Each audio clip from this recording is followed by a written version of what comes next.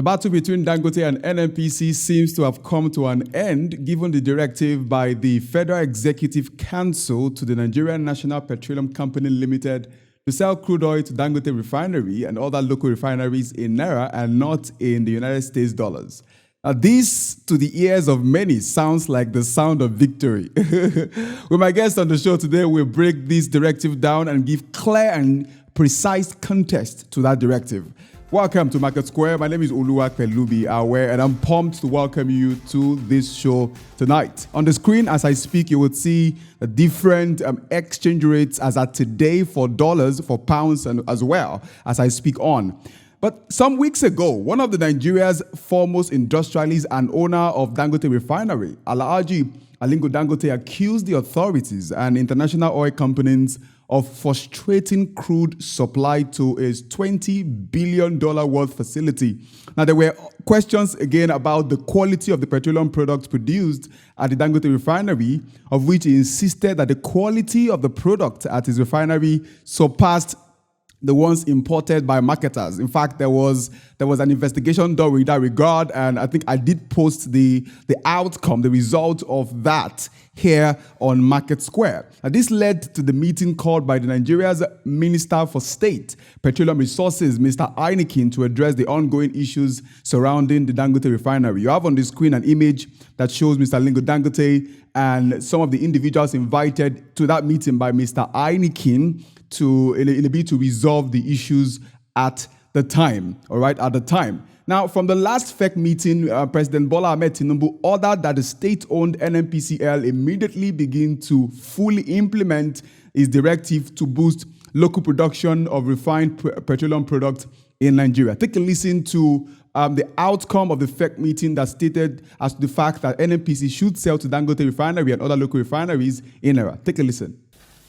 That the sales of crude oil to Dangote Refinery be denominated in naira, and also the sales of refined products from Dangote Refinery to marketer and distributors also should be conducted in naira. Also, now Dangote Refinery at the moment requires about 15 cargoes of crude and at the cost of $13.5 billion yearly. But NNPC has committed to supply just 4. Let's discuss this even more on the show today. My guest tonight is an associate professor of energy economics and sustainability at Covenant University, Nigeria. Welcome, Dr. Obinah Gershon. Welcome to the show. Thank you very much. Thank you. I'm glad to be here. It's a privilege to be part of the good work you're doing. All right, sir. Now, give us an overview of how it used to be before now for local refineries in terms of getting crude oil from NNPC and importing crude oil from outside Nigeria, and also the processes. Give us an understanding of that. Before now, what used to happen is that the local refineries and NNPC would import crude oil from anywhere in the world if they don't have. But NNPC should have crude oil because Nigeria exports crude oil. However, NNPC used to do a swap. So we have international oil companies, the Shell, ExxonMobil, and the likes. They produce crude oil on behalf of NNPC in what we call the production sharing contracts. So in this contract, the IOCs, as we call them, produce the crude oil, and NNPC would have their share, and the IOCs would have their share. Because NNPC owns refineries, what NNPC then does is, for their own portion of the crude, some portion of the crude that should go to NNPC, NNPC makes that portion, some portion of the crude available to the IOCs, who can then, in exchange for the crude oil, provide petroleum products, which is petrol, diesel, kerosene, and the likes, especially premium motor spirit. Now, I want to emphasize something here, that crude oil is an international business. The trading of petrol, diesel, and kerosene is also an international business. So what that means is this: for every barrel of crude oil that ExxonMobil produces in Nigeria, it has its portion, and there's a portion that is the entitlement of NNPC. So that barrel of crude oil could be exported to some other country in the world for the US dollar. So two things I want to emphasize is there's an international business for crude oil, and that international business for crude oil is mostly in the US dollar. And so previously, to import petroleum products, the independent marketers and NNPC would need to source for dollars to import petrol, diesel, kerosene. And so they all go in search of US dollars from the central bank. And because of exchange rate issues, it makes it easier then for NNPC to say, well, ExxonMobil, you can take some portion of our crude oil, and then in exchange for that portion of crude oil, you can then bring in petrol, diesel, or kerosene for us. Okay, now, if you're going to look Fantastic. if you're going to look at the fact that the federal government has now directed NNPC to sell to Dangote in naira here. So how was buying crude oil in dollars an impediment? Because I know that there are people who have been looking at Mr. Lingo Dangote when he was doing his presentation or giving his press brief. At some point, said that out of about 20 persons who bidded for the license to set up a refinery in Nigeria, he is only the one that has delivered on that promise. So can we say that the idea of sourcing crude oil in dollars was an impediment? And how was that an impediment to the improvement of things in our country here? Thank you. That's a brilliant question. It was a serious impediment, and if it's not stopped, it remains a serious impediment to Nigeria's macroeconomic development. I'd want to make it simple for your listeners. So if you think about the local food they have in southwest Nigeria, amala. Amala is made from yam, and amala is sold in naira. Imagine that the yam is bought in dollars and then used to produce amala that is sold in naira. So whatever happens to the dollar naira exchange rate automatically affects the price of the amala. In the case of Nigeria, we produce crude oil locally. And so if Nigeria stops importing petroleum products based on US dollars, it takes away all of the foreign exchange shocks from Nigeria fundamentally. And so if we produce crude oil in Nigeria and then it's sold to Dangote or any local refinery in naira, then we can easily say we don't need to begin to look for dollars to import those petroleum products. And that then protects the Nigerian economy from the shocks of exchange rate fluctuations. Wow. All right. Second, okay, go on, please. Go on. Yes. If you allow me, I want to go ahead. The second thing it does is the dollars we were using to import petroleum products previously could then be channeled to some other local domestic entrepreneurial endeavors, Yes. manufacturing. Third reason is it also ensures that the naira is protected. The crude oil is produced here, so why not we denominate the contracts in naira? However, there's a caveat. We have to look for a means to ensure that the local refineries that buy our crude oil in naira do not then produce those refined petroleum products and export them in dollars to other countries. If they do so, then they will be exploiting the Nigerian people and our commonly held natural resource, crude oil. Now let's talk about the subsidy Yes. part. The subsidy part. Yes. We know that we have over the years been made to pay so much for so little. I want to ask you: is this move going to stop that? Because when President Bola Ahmed Tinubu came on board last year in the month of May 2023, he made it known that the era of paying subsidy on petrol has ended. And is this a move that can already permanently put an end to fuel subsidy? It should, if it's well implemented.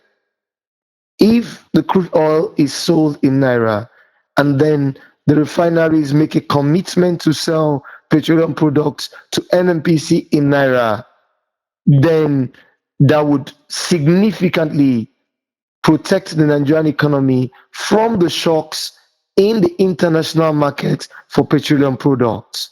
That's the fourth benefit. Because the market for petroleum products is also very volatile, which is different from the market for crude oil. So you have exchange rate volatility, you have crude oil trade volatility, you have the volatility in the petroleum products market. That's the market for premium motor spirit, diesel, kerosene. And refining capacity across the globe is constrained. So having local refineries in Nigeria producing refined petroleum products that they would sell in naira to the Nigerian market shields the Nigerian economy completely from various volatilities and shocks in the international petroleum industry significantly. And so if you ask me, I think yes, it's going to be a good way to completely take away the subsidy, because if we're selling you crude oil in naira and you're expected to sell us petroleum products in naira, then we can then begin to see some local refineries even, selling at lower prices. NNPC would have to sell at lower prices because a lot of the shocks, a lot of the increments we see from time to time is because the market is denominated in dollars. Second, the market is volatile. Wow, we have spoken about the fact that this move by the federal government of Nigeria will in many ways decrease the pressure on the demand for dollars. Now, let's also talk about the short, medium, long-term solution. So do you think this is a short, medium, or long-term solution to the issues of fuel availability? Some days ago, I was going to a particular place and I saw that most of the filling stations you had too many cars queued up because they want to get fuel. And maybe you must have seen that yourself. Is this move by the federal government of Nigeria one that is a long-term solution? And how will this bring about a kind of a form of an incentive to the people who have been looking towards investing in Nigeria? It is truly a long-term solution. It has prospects for delivering long-term solution and ensuring sustainable supply of petroleum products. The reason is because with local refineries receiving crude oil, then they don't need to source for crude oil from overseas in the case of Dangote or any other local refinery. Second, it guarantees security of supply to them. However, in the short term, there is need to work with the international oil companies to ensure they are also committed to this. Because one barrel of crude oil that ExxonMobil wants to make available to NNPC for Dangote, it also has the opportunity to sell it somewhere else in dollars. The third reason is this: if a foreign investor, potential local investor in local refining capacity is guaranteed of domestic supply of crude oil, then they would see it as an incentive to invest locally, because you have a very large West African market for such refineries. All they need to say is, for every barrel of crude oil that is sold to us in naira locally, we commit to sell X amount, 50%, 40%, 60% to the local market. The question then is, there has to be effective regulation to ensure that the local refineries do not sabotage this good idea, which would change the local landscape for petroleum products. Well, it looks like a good idea by all sides. But again, if you are going to look at it to say, is there a bad part of this policy? Is there a part of this idea by the president? Is there a part that we need to be very careful of and we should expect? Or it's all good? For every good thing, there are potentials, there are prospects that there are prospects that humans could turn them to, you know. Yes, the bad part, I think, potentially is that the international oil and gas industry is one that is strategic and it's closed. Several things could go wrong, right? So you could see a cartel of local refineries that could choose to exploit the opportunities that exist herein. So the bad part is those local refineries could choose to start smuggling the part of the refined products that should go to the local markets. They could choose to send them out of the country and thereby exploit the Nigerian masses. The second part of it is that the international oil and gas companies that are also producing crude oil in Nigeria could be invited to also, uh, you know, have their own local refineries as a way of supporting the development of the Nigerian economy. If they're encouraged to do that, then perhaps they could help to forestall whatever uh, uh, evil side of this could emerge. Yes, a cartel could just come up to manipulate the market and ensure that the objective is not achieved. I mean, it's possible that even those who are currently importing crude oil, or even those who are connected to government officials and the politicians, could then choose to exploit this opportunity to do harm to the Nigerian economy by getting the crude in naira and then refusing to sell the crude at cheaper rates to the Nigerian economy. Yes, you have a lot of cartels and cabals in oil and gas industry, not just in Nigeria but across the world. Definitely, Yes, definitely.